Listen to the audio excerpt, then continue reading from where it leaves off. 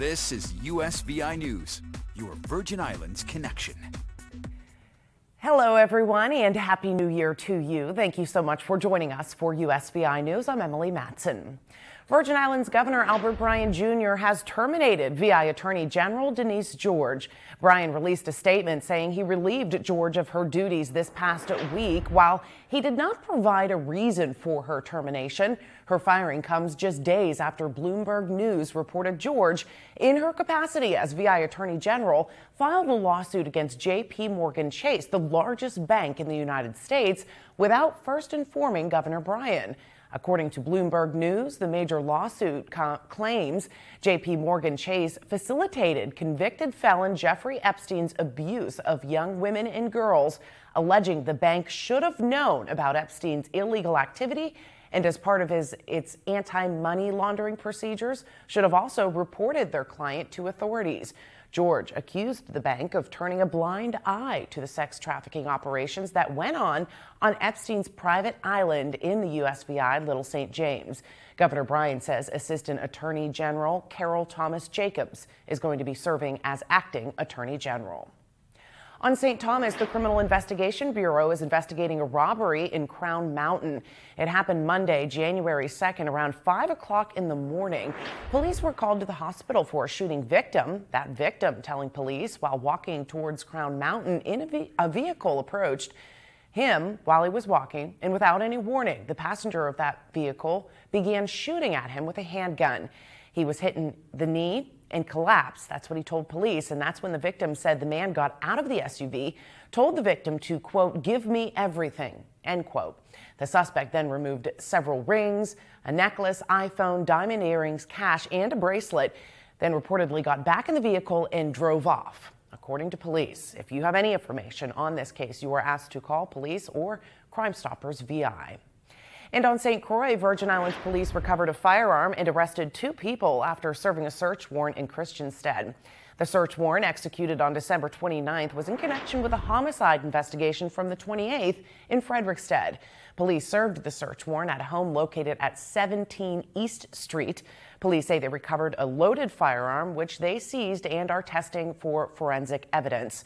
2 people inside the home told police they didn't know anything about the weapon. Police say they were arrested and charged with unauthorized possession of a firearm. Those individuals are identified as 52-year-old Desiree Maria Rodriguez and 42-year-old Ronaldo Luis Santos. Both are behind bars with bonds set at $50 grand. And on St. Thomas, 2 people are arrested for allegedly assaulting their cousin. 37-year-old Annika Charleswell Thompson turned herself into police over the weekend on charges including assault and disturbance of the peace. Police say on Sunday, December 4th, Thompson and 18-year-old Roy Thompson assaulted the female victim after an altercation in the emergency room of the hospital. Police say the duo attacked the victim in the parking lot of the hospital, which resulted in multiple injuries to her face and body. Roy Thompson is facing the same charges. A new session of Congress gets underway on Tuesday. The first item on the agenda for the 118th Congress is electing a new Speaker of the House. Republican leader Kevin McCarthy has struggled to win the backing of some of his party, whose support is needed because of the very narrow majority the GOP holds in the House. Nicole D'Antonio has the more details now from Capitol Hill. Republican leader Kevin McCarthy is wheeling and dealing in his bid to become the next Speaker of the House. He held a conference call with House Republicans Sunday, agreeing to changes in order to win enough support for the speakership. Those demands included the ability of any 5 members of the majority party to initiate a vote to remove the Speaker.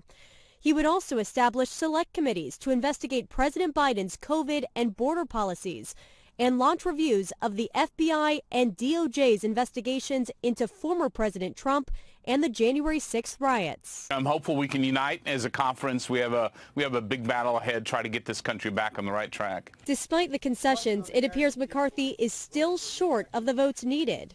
If 5 or 6 people hold out, all we're really doing is empowering the other side.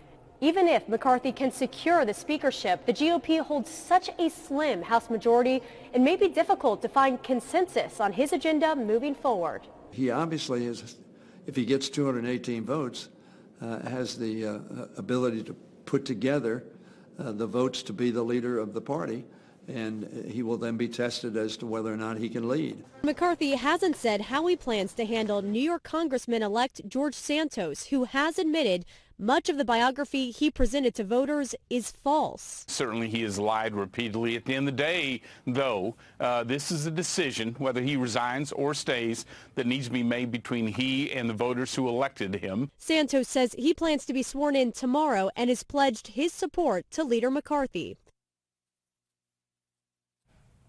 As we begin a new week, active COVID-19 cases remain steady in the territory and have certainly declined over the past several weeks. According to the latest numbers from the VI Department of Health, there are 49 active COVID cases territory-wide, with 38 on St. Croix, 8 on St. Thomas, and 3 reported active cases currently on St. John. The health department says the flu and RSV are also circulating in the territory, so they're urging you to get a COVID booster shot if you're eligible, and a flu vaccination, as it's not too late for that. And a new strain of the COVID Omicron variant is taking over in the United States. The subvariant, named XBB.1.5, accounts for about 40% of confirmed U.S. COVID cases. That's up from 20% a week ago. In the Northeast, the XBB variant accounts for about 75% of confirmed cases. Experts say there is no indication that this variant causes more severe illness than any other Omicron variant. On Friday, the 7-day average of daily COVID hospitalizations reached more than 42,000, which is an increase of 4.2% from 2 weeks previously. Lab studies have found that XBB is capable of evading antibodies from previous COVID infections or vaccinations, meaning exposure could lead to someone getting sick or reinfected even if you have a booster shot. Authorities are investigating whether a machete attack on 3 police officers near Times Square Saturday night was inspired by radical Islamic extremism. Just 2 hours before the ball dropped in Times Square on New Year's Eve, police say a 19-year-old man swung a machete at 3 officers just outside of a high-security zone. 2 officers were hit in the head before an officer shot the man in the shoulder. The 2 injured officers were hospitalized, one with a fractured skull, the other with a bad cut. Both officers and the suspect are expected to recover, though. Authorities are investigating whether the suspect had posted jihadist writings online and traveled to New York in order to attack police. Mourners are flocking to the Vatican to pay their respects for Pope Emeritus Benedict XVI. Claudio Lavanga reports from Vatican City. Since the very early hours of this morning, we've seen many people queuing outside St. Peter's Basilica, waiting for their chance to bid farewell to the Pope Emeritus Benedict XVI, whose body will be lying in state in there until the funeral on Thursday morning. Now, this morning we even found someone who's been waiting from 4 o'clock in the morning to get inside St. Peter's Basilica, and that was 5 hours before the doors opened. Now, the prefect of Rome said that he expects about 30,000 people to come down to the Vatican for the lying in state, and 60,000 people to attend the funeral that will be held in St. Peter's Square and presided over by Pope Francis, the first time in modern times that a pope leads a funeral of another pope. But certainly it will be more of a low-key affair, very different from what happened when the last pope here died in 2005, John Paul II, of course, when 4 million people came to the Vatican to bid him farewell. The director of the Vatican Press Office, Matteo Bruni, said that this time the funeral of Pope Benedict XVI will be more of a simple, solemn and sober affair.